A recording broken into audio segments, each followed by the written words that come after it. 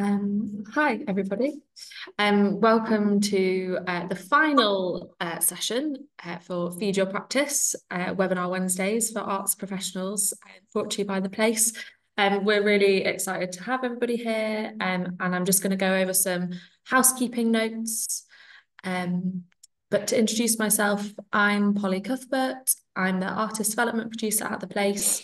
My pronouns are she, her, and just an audio description for anybody who it's helpful for. I'm a white woman in my late 20s. I've got ginger hair, got loads of freckles because I just came back off holiday. I've got a gold nose ring and some big gold earrings. I'm really excited to be joined by a bit of a range of people. So many people on my screen today. We normally just have one artist, which is exciting. So we're joined by Temitope Ajose, Grace Nicol, Katye Coe, and Thomas Goodwin for a session called Holding Dance, Caring for Our Ecology. And we'll hand over to them in a second. But just before we get started, you can pop captions on, and they're at the bottom of your screen. We're joined by two lovely BSL interpreters, Lauren and Caroline, and they'll be changing every 15 minutes. And you can pin them to your own screen, but we've got them spotlighted for you. We really welcome questions and comments, so feel free to use the chat. And there's space for questions at the end of this session, where you can use the chat or use the raise hand function. And that's everything. So over to you guys. Thanks.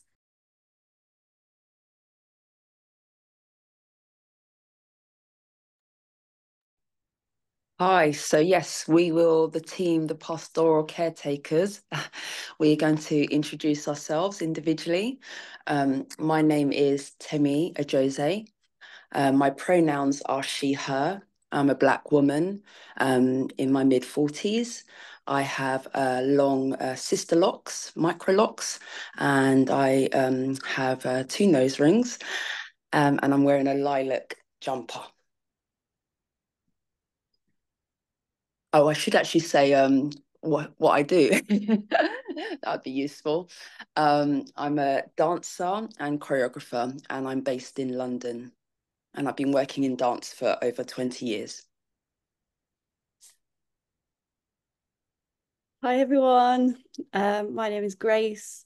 I am a white woman with brown hair and I'm in my 30s. I am a choreographer, facilitator, movement director, dance artist, many things like we all are. And it's great to be here with you all.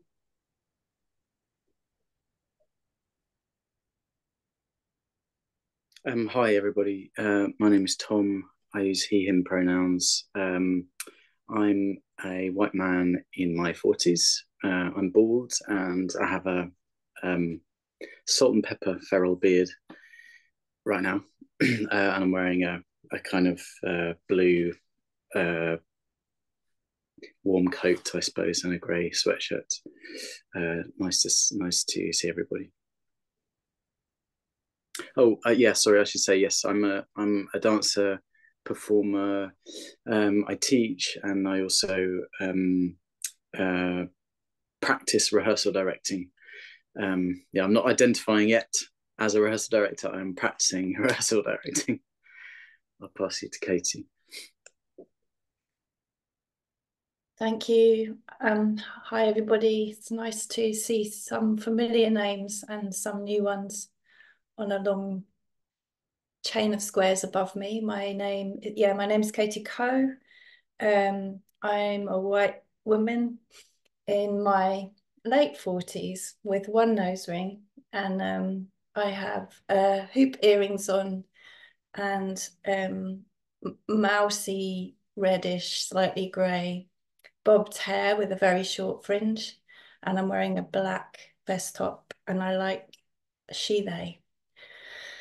I'm a dance worker, dancer, performer. I've got quite a lot of experience in the past in teaching in higher education, and I also work as a facilitator and teacher, and sometimes as a rehearsal director.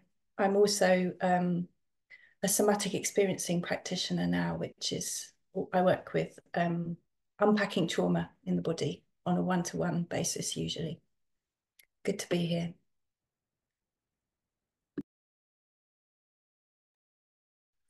Yes, so we're going to kick off actually with a question to you all.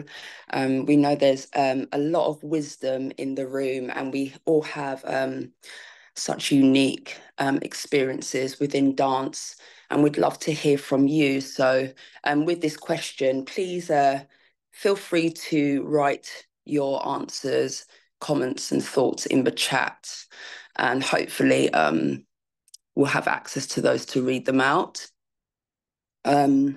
So yeah, in relation to care and this idea of care that we're holding, all of us, care and process, what would your utopian future for dance look like?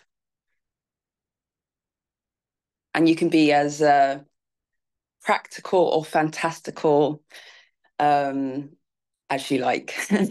Be yourself. Should I say the question again? Yeah. So in relation to care, we're sort of holding that word care. What would your utopian future for dance look like?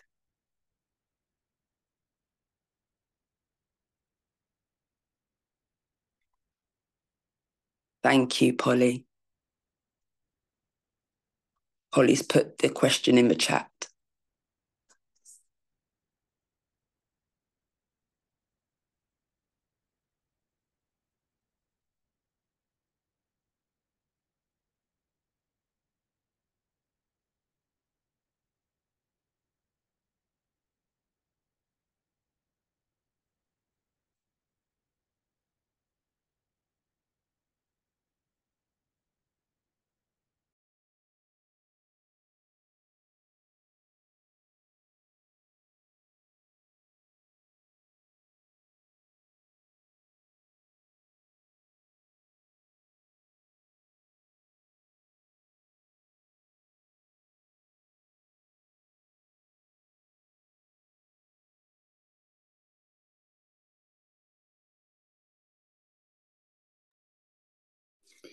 Temi, as those come in, is it helpful for me to read those out to you? Yeah. Yes, please. Yeah. And how long do people have? I mean, it could take maybe many hours to weave this web of exactly. Yeah. So I mean, maybe shorter sort of versions of your answers would be useful. Not essays at this point. Yeah. It could just be words. Yeah, it could even be a word. Yeah. So as I start to as these come in, I'll read out a few. Oh, great. And also equally, if anyone writing in the chat doesn't work for you, please say so and can unmute yourself. So Billy Maxwell Taylor says collective slow spaces where dance emerges from nurturing like a garden, as opposed to a burned out factory of I can only afford a week. Polly Day, being able to take appropriate breaks for the body without it impacting work or financial status, relationships with the industry or the body itself. Eleanor Goodwin, inclusivity, diversified embodiment, all bodies feel and experience, and how that is interpreted in movement experiences. Nua says, Neas, sorry, hello. An industry where people are aware of their responsibilities to one another, looking after themselves and being able to communicate their work-related needs, mutual care. Yeah, lovely.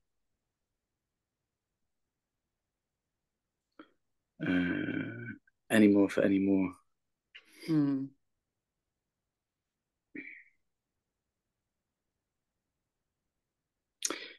Eleanor is saying consent, ! A space that doesn't presume hierarchy. a space where the voice is present, a space where we can joyfully be together and coexist and co-create, a space which makes things like competition obsolete. Hilary, lots to unpack. Definitely many hours worth. Words coming up for me are around access, sustainability, value. There's more brewing. Oh my goodness, yeah. It's really, really moving. Yeah, because, you know, as we imagine and as we, there's more. Gladys, inclusivity, embodiment, racial equality, space where self-care is important. Becky, simply for this job to be sustainable.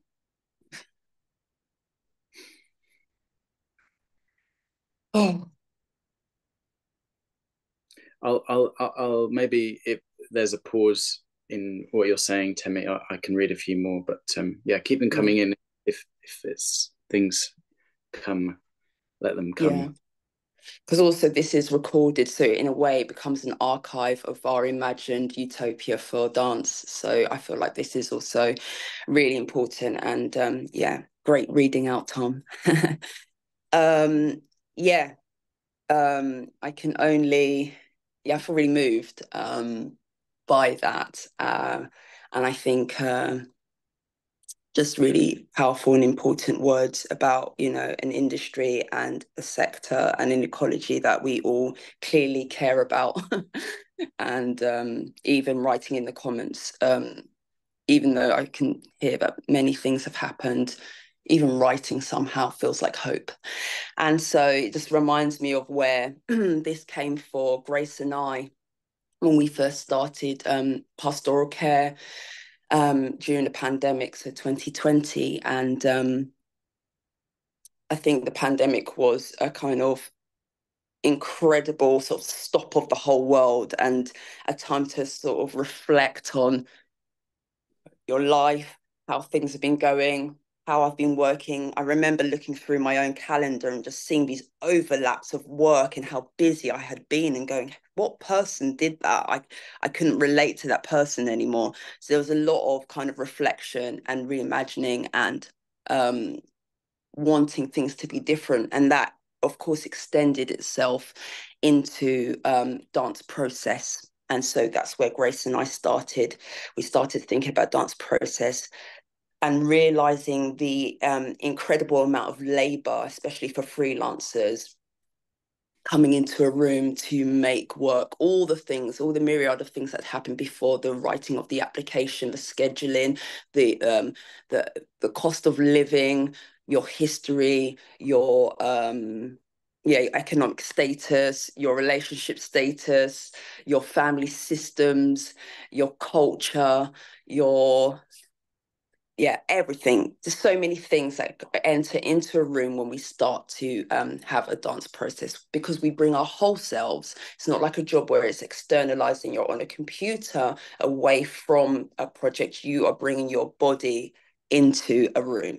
So with all of that in mind, we started to think about how could we support artists in this kind of delicate and vulnerable process of making. How could we make it more supported, where the well-being and the mental health of artists and all parties who were involved in a project were being held somehow, and people were being heard and listened to and supported and had space for themselves. It began to emerge that there was a role for an independent person that wasn't tied to the choreographer or the dancer or the institution. There was an independent caretaker that could somehow hold the space for all the multiple roles that were in the room. And as that started to develop, we have obviously seen incredible benefits to people's projects and making well-being within projects.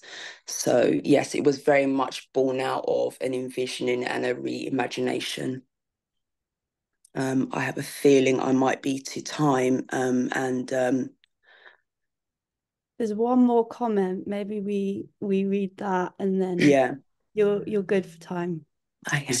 This is from Darcy, who says, one where care and communication is a happening from the very beginning or even before a process rather than an afterthought, where conditions / contracts can be created mutually and for the benefit of the well-being of the dancer or everyone involved. Yes, absolutely wonderful and so true. And we're going to touch on that and many other things that people have raised within this. So that's anyway a little bit of background of how this was born, how this was envisioned, and I think I'm going to pass over to Grace to hear a bit more about the background of pastoral care and in relation to your practice as well, Grace. Yeah, thanks, Temi. Yeah, so as Temi was saying, for us, it really came out of this thing of a vision, envisaging a future that we were happier with or something. And obviously, like to say as well that this is one thing that we don't believe is going to solve everything, but this was something that we felt that we could contribute to that vision. And so I guess in a nutshell, the pastoral care offer is what we're calling it. And it's an egalitarian idea about supporting the mental health and well-being of dance artists and people in dance institutions who employ them. So everybody. And our goal is essentially to use a framework of support to help the creation of dance works by bringing everyone together to allow the focus to be on that creation and through careful practice. And we basically believe that this lies in creating a mutual environment where everyone involved, so that's, you know, producers, curators, choreographers, dancers, technicians, marketing people, everyone are able to basically help each other and are helped as well to take equal and mutual responsibility for each other when negotiating this environment, this dance environment. And our experience has taught us that this work does have a lasting impact in terms of advocacy for artists, in terms of creating sustainable working practices, and informing the ways in which we can all, as a sector, build these sort of new models for care. So yeah, and the other thing that's important to say, I think, is that at the center of this is artistic practice. So all of us that are doing this are artists in our own right. And in 2020, when we began this, we came up with the concept and sort of piloted it in a project of mine, which was called Slip Mold Slippery. And the sort of link for me, the artistic practice link to my work, is the work I do with object-body relations in museums and galleries and exploring bodily autonomy within these spaces. And it kind of led me to realize that that I needed to practice these ideas within my working methods, as well as exploring them within the themes of the work for them to be real, I guess. And then also, yeah, as Temi said, the pandemic played another role because we felt like there was a lot of insecurity for dance artists at the time about the future of our sector. But it also allowed us to recognize the need for sort of additional care when we were working with an art form that dealt with the live body. It also gave us an understanding of how we might care for one another, and just like a starting point to maybe rebuild our sector in more sustainable and thoughtful ways. And yeah, so what we're trying to do with this work, we have kind of a list of aims, which I'll probably read, so sorry about that. But central to those aims is dance itself. Like I said, it's about creating structures so that brilliant dance work can be made, and we can all just focus on that. And we feel like this work has contributed to this by firstly, supporting everyone in the room to have professional boundaries, be responsible for their role, take accountability for themselves, and be an active participant in the projects. Secondly, creating space for everyone to feel safe to express their hopes, expectations, and concerns. Next, finding new ways of communicating whereby people are heard and supported to increase access to spaces and create safer spaces. Another aim is facilitating the complexity of the now, so helping projects to be adaptive and recognizing that dance is a live practice that deals with a live body or live bodies that may require different needs daily. Then recognizing that access is for everyone to work together as a cohesive community, and challenging the common experience of freelancers where they're kind of picked up and dropped into these disparate processes, and there's little through line for us between those different projects.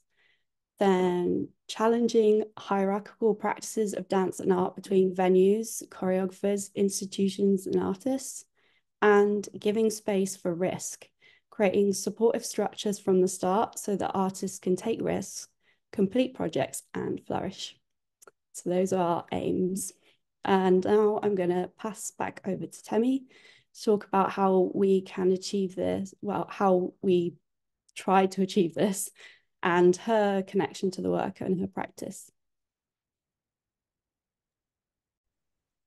Thank you. Yeah. So, yeah, it's been great to think about what it actually is that we offer in terms of pastoral care.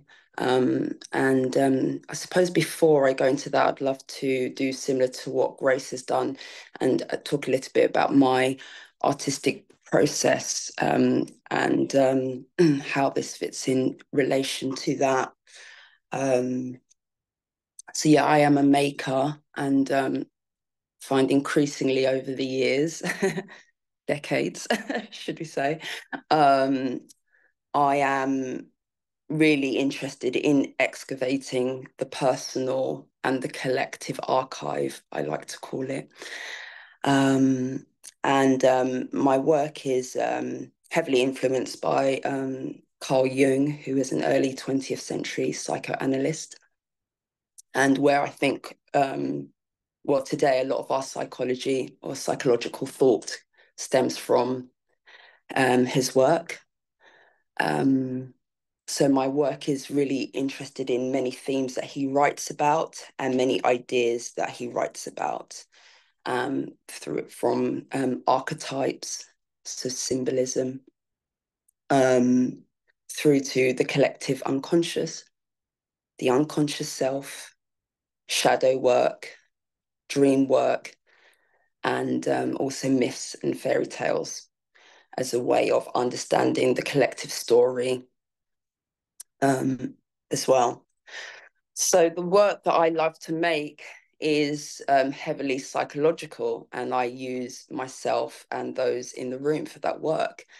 And that becomes an interesting sort of bed of how do I look after those in the room if I'm mining myself or the ideas of others for this sort of like work that interests me, this deeper work, or even if I'm mining the collective somehow, if we're looking at our societies, if we're looking at our cultures, if we're looking at sort of global issues, these deeper things that we're mining that are underneath the surface that sometimes aren't so conscious, how do I support and how do I work and look after myself, my own safety and the safety of others?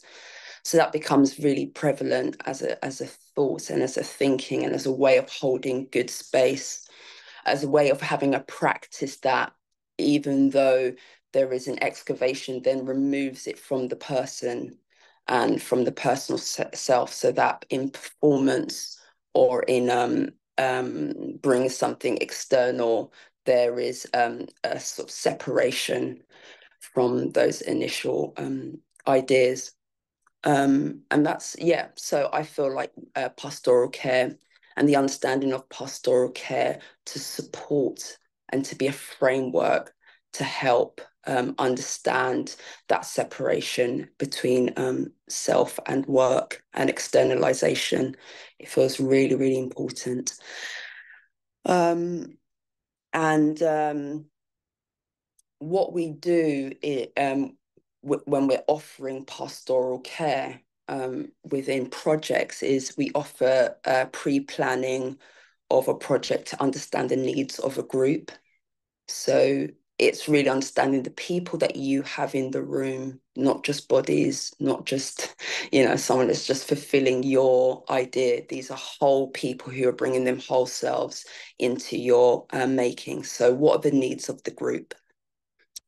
We offer group work at the start of a project, so somehow collecting the group together and understanding or envisioning the project together. We offer one-to-one support throughout the process, and that is away from the rehearsal room. We offer closing of the project, both group work and one-to-one. So at the end of a project, how it's held, how something I'm particularly interested in and that Grace touched upon is this through line, especially for freelance artists, as she mentioned, that picked up and dropped, and you just jump from project to project. What is the story of your journey as an artist? If you're a dancer primarily and you're going from project to project, what is your narrative? What is your story? What is your through line? How did you find yourself here? And where are you going? So we offer closing of projects as well, and advocacy within projects. As I said, we are an independent person for everyone in the room, so there can be some good advocacy work, and also resolving issues that may arise within projects as well. We hold that space and offer communication around issues that may arise. So that's what we offer in terms of pastoral care. And where we sort of found ourselves so far and the kind of projects that we've looked after is we've looked after independent makers on project-based work. We have supported small and mid-scale companies. We've supported institutions who have needed more support. We supported freelance dancers in their journey. We have supported permanent staff within institutions that may not be in the rehearsal room. And thank you, Grace. And we've also been consultants for both institutions and artists who are looking to do similar work. So we've been busy. And just sorry. to add to that, as Temi's listed all these things, but the reason why there's so many things is because we often say it's like about not a one size fits all kind of situation. So those things don't necessarily happen on one project. It depends on what the needs are, right? Thank you. Yeah, absolutely. Yes. Yeah, there is multiple companies and dance institutions and dancers and dance practices that we aim to support. And it'd be great to hear from you, Katie, how you can sort of land us into pastoral care and its sort of wider context, maybe, and also hear from you and a bit about your practice. That'd be great. Thank you.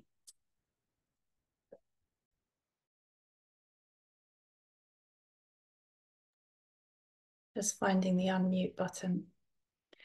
Thank you, Temi, and Grace. Just one sentence context. Temi and Grace have been at this for a while. And yeah, it's a real privilege to be invited in. So I come to this webinar and to this part of the conversation as I think I probably got nearly 30 years of being in the dancing world some way or another. But with kind of, yeah, lots of spidery threads of experiences that I have had in the spaces of making in different roles and contexts. And what I'm actually going to do for the next few minutes between these kinds of quite formed conversations is try and pick up on a few things that relate to my own history and things I found out along the way, and also just pick up on a couple of things that people put in their utopias, and a couple of things that have already been spoken about. One thing is that I notice how often that I'm working or speaking to folk that are working who are really wanting to do it better, and how many are really attempting to do this thing better. And I think probably everyone in this room today is really kind of already wanting, hoping, doing, to create spaces where the best work can happen in the best circumstances. And over the years, I mainly as a performer, but also often as a facilitator, rehearsal director, sometimes as a mentor, I've been in spaces where it's happened really well. And I have long relationships with choreographers who do it really well. And I've been in other spaces where things get squeezed and pushed and things don't happen so well. And mostly it's a complex set of circumstances.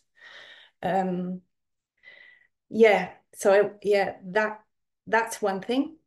A few years ago, I was invited to be something called a torchlight artist at Siobhan Davies Dance Studios. And I was looking then at the voice of the dancer.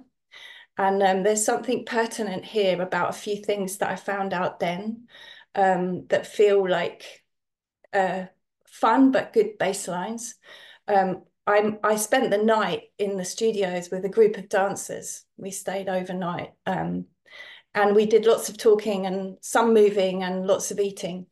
And this phrase comes back often to me when I'm in all kinds of relationships with creation, which is, we want to know when lunch is. We want to know what time lunch is happening. And one of the other bigger kind of things that came up was the aftermath or the afterwards. And I was touched by Darcy's comment that came into the chat early on about this kind of, and this is something that I know that Grace and Temi and I imagine others are really wanting, which is there's a before, there's a during, and then there's this kind of afterwards and aftercare, which could be a really generative space, not just of evaluation, but also of generation and community. And yeah, there's something about the spread of how projects are often funded that often doesn't enable that to happen more formally. And that's been going on a really long time. I also heard Temi talk about this kind of excavating that often happens in her practice as a maker, and she talked about her own safety, and I've been thinking about other things that people write in the comments too, but also this idea of right relationship. And how to create brave spaces. Adrienne Marie Brown's kind of brilliant way of describing places where regulation and everybody feel seen and heard and taken care of.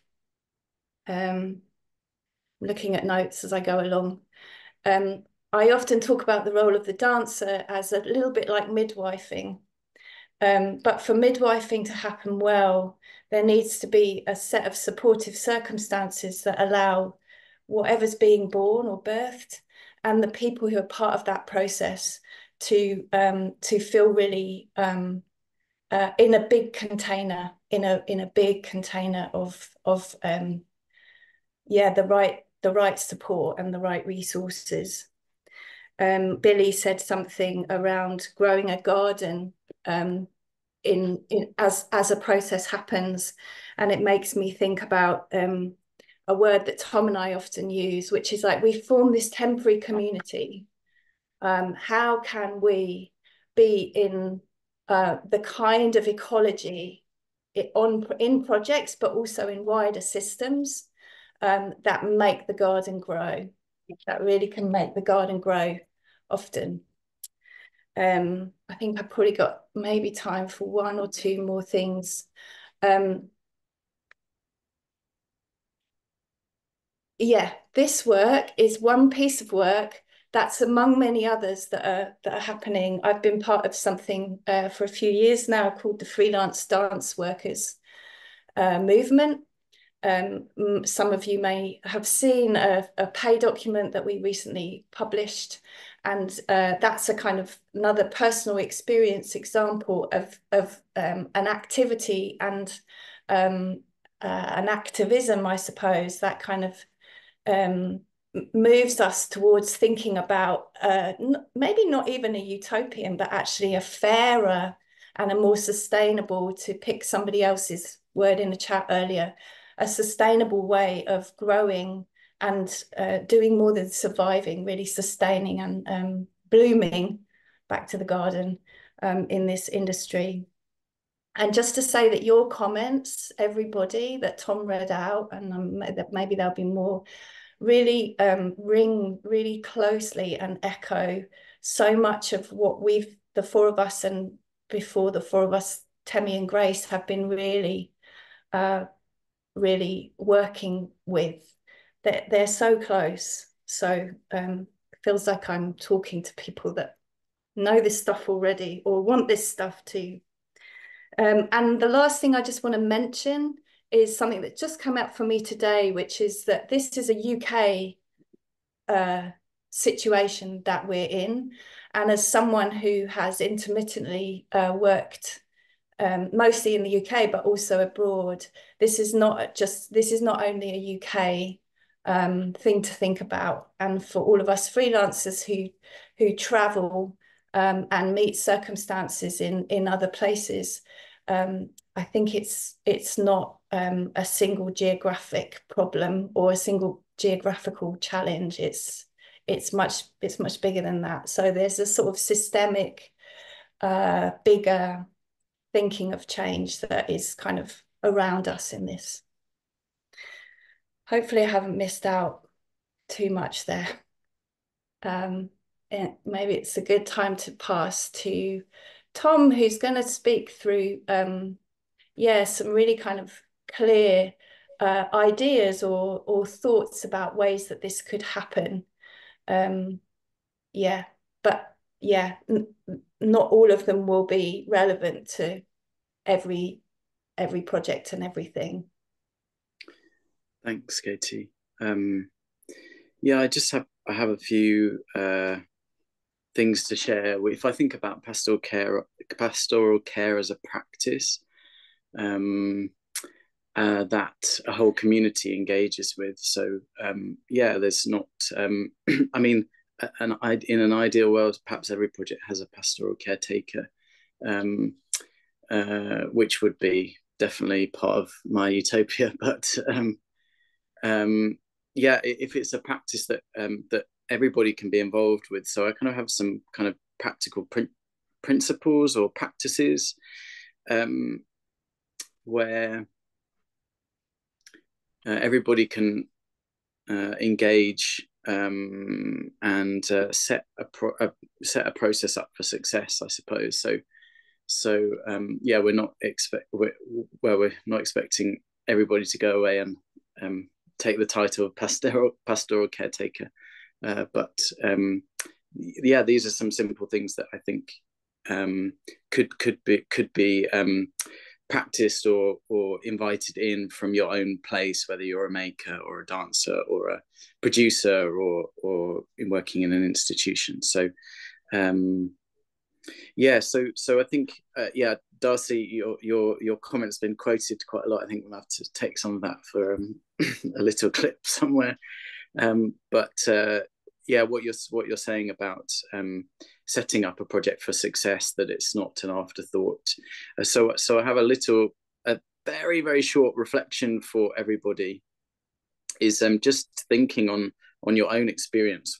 What in projects that from the past, what has gone well.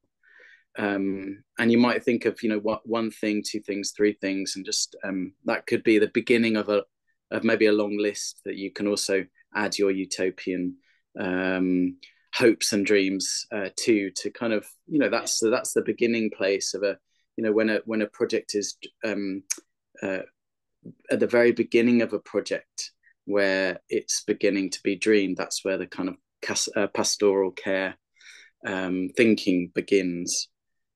So from the project's inception, so from when you're thinking about funding and support, even the audition and casting, is how can that be done in a way that everybody who's present and involved has a good experience.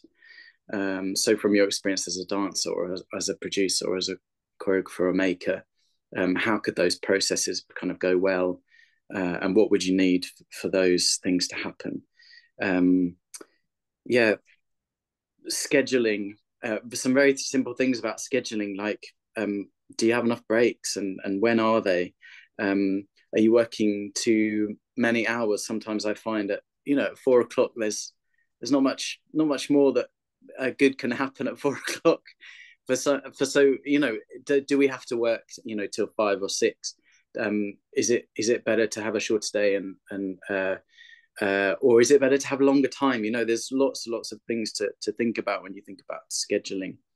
What kind of class or training considerations for the people in the room for the work that you need to do? Of course, these are really obvious, but I think the sooner you think about these things, or one thinks about these things, perhaps the better.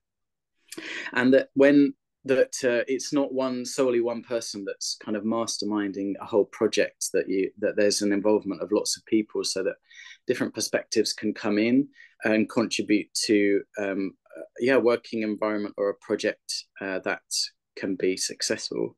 Not just a great finished product, but feels good, has a sweet aftertaste, I suppose.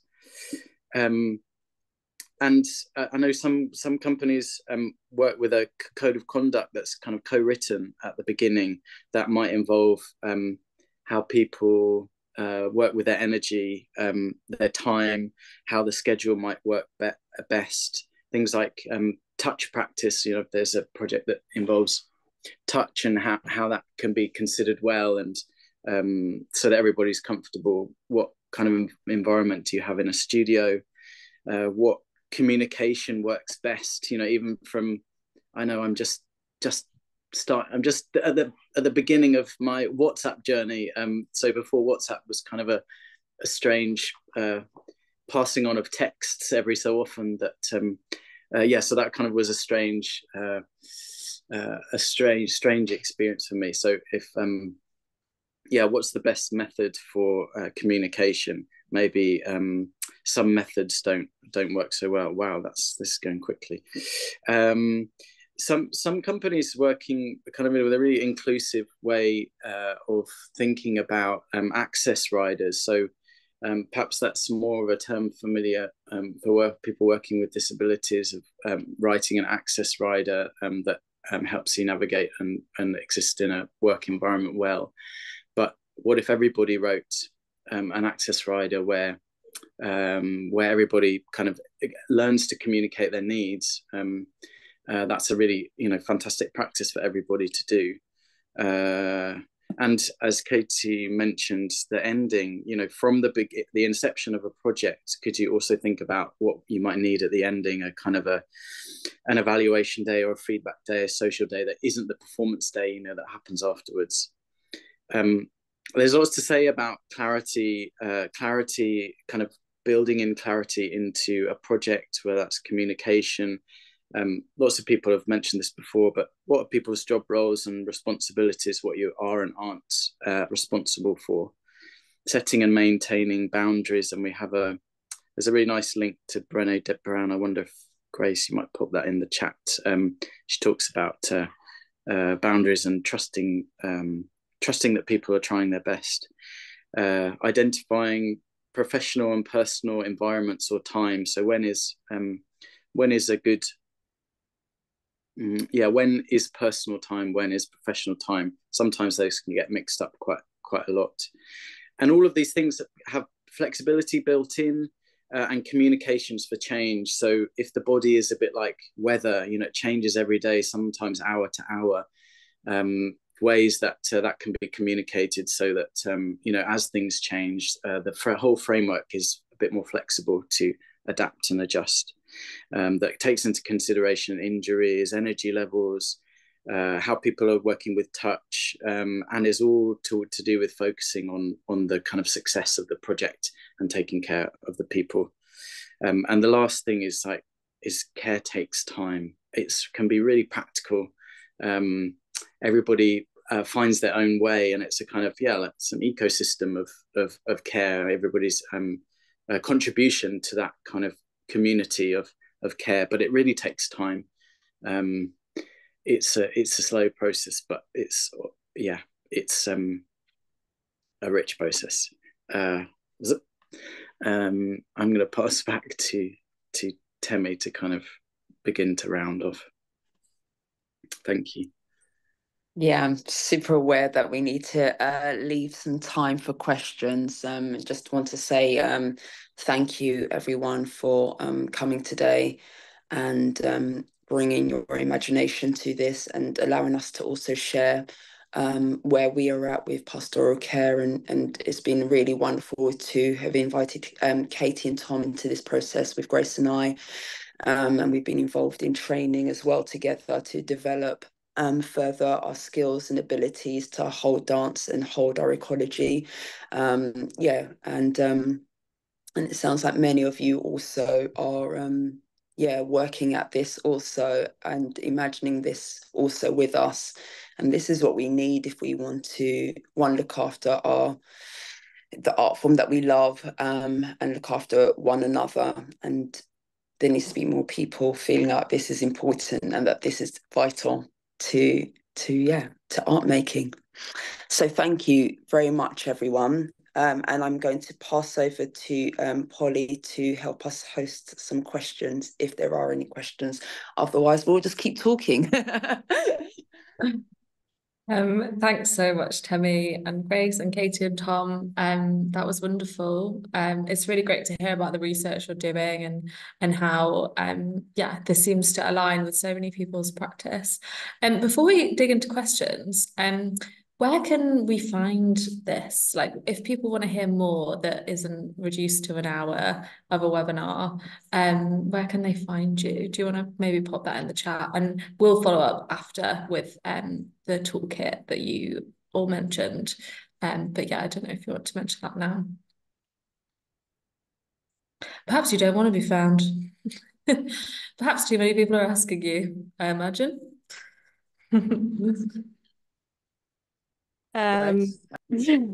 Yeah, well, funny you say that, because we, like, in all honesty, we have been just doing this off sort of word of mouth and people contacting through people and finding out about it and things like that. And the reason for that was we felt like this was kind of quiet work that didn't necessarily warrant sort of like a flashy thing. We but we've realized that maybe that's not necessarily the best way to go about it now, because we want more people to be able to benefit from it than just like people we know. So we have got a web page which will be updated, but you can contact any of us if you just want to have a chat and find out more. That's totally fine. We can be about for coffees or anything. Great, thank you. Sorry, Didn't that want to wasn't No, I think it's important to acknowledge that like this is the quiet work that you've been doing, and you've been, trialing something and working something out. Trialing is definitely the wrong word, but yeah, it's just wanted to name it. So yeah, we've got about 8 minutes for questions. If people want to use the chat, you can also use the raise hand function. And if you're a BSL user, do please let Caroline or Lauren know using the chat. Does anybody have any questions? We can take a second.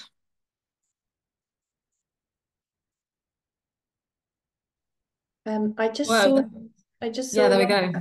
Yeah, Sorry, it's coming from the chat as I was looking directly at my screen. So, from Naas, from previous chats with Temi and Grace, we talked about where to find the money to bring a pastoral care person into a process. It would be a lot easier if it was considered personal access by Arts Council, so part of a different pot. How do people feel about this? If you agree, how can we make this happen? Thanks, Naas. Something that really stuck out for me from this is about funding.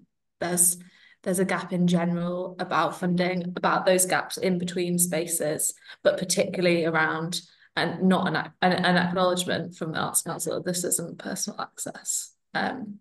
So yeah, who wants to go? I can speak to something. I think that's a really good point, that yeah, that the personal access pot would be an amazing imagining that maybe people could just start asking for. I feel like there's something around a shift in expectations towards how things are funded and what is funded, that probably takes a kind of from the ground collective yes to persuade bigger systems towards paying for things differently and resourcing things differently. So it's not a demand, I think, that any that four of us can kind of make towards a big institution, but it is something that I would say is worth kind of questioning as you apply for funding and saying, this is important. We know as a collective it's important. So where can we put this resource need in our application, because it doesn't fit in the normal kind of way of budgeting, I suppose. Yeah, I mean, from speaking with the Arts Council about other care options, for example, I once phoned them up and say, like, could I put childcare as access? Because really, as a mother of two young children, that is a barrier for me, maybe to be able to have childcare, but they said no, it's not access, it's not personal access. Is personal access is for like a BSL interpreter or a support worker. And in a way, I understand that we need to keep that money for perhaps like the people that I think it's a gray area, because I think someone might argue that money is needed for something else, and therefore you're like taking money away from people that need it in order to actually like get into the room, and that we could do without it in theory. but also at the same time is like Katye, you were saying about like shifting the perspective and being like, we actually, everybody would benefit from this, and our mental health, you know, for everybody will also benefit from this. So I don't know, I think it's something that we could get together and fight for, but it could be that other people are against it. I think there's also like a couple of things to say about that. And firstly, I do think that the Arts Council, if we're going from that example, are wanting people to include this kind of thing in their applications and to be aware of care and well-being for live performing arts people. So I feel like there is a gap. The gap there is around them. They are acknowledging it, but there's no sort of clear route for it. And the other thing that I would say about this project in particular is we have basically every project that we've done has either been funded by an institution or with someone including it in their Arts Council application. However, we are having conversations with Arts Council and different institutions like that to try and find a way of maybe having it as something that the Arts Council provide as part of their service, or having it as part of an access cost.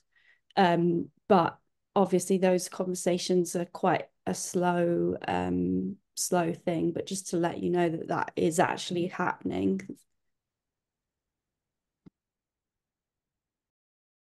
I think we've got time for one more question, if anybody has one. But it is great that that's an ongoing conversation, and the more pressure to sort of acknowledge this in applications for sure makes a difference. Any final questions? Is it okay if Alana? Yeah, go for it. Maybe not necessarily a question, but just perhaps to piggyback off of what we were just discussing.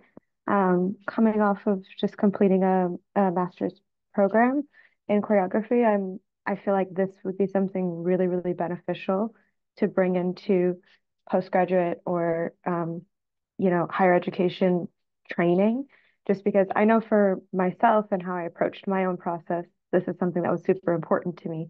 But I know other people, even just within my own cohort, where this was not anything that they discussed. And I know people involved with their projects felt very uncared for. So I don't know if this is something that's already in the works, but I just a question / comment, I suppose, to piggyback off of what was being said. Yeah, I mean, I don't think anything formally has happened around that, but all of us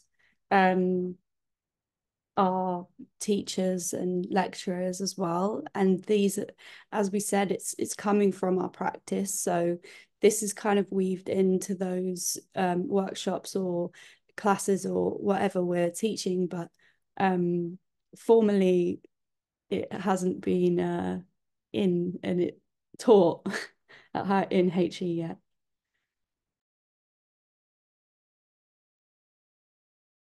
Thank you so much.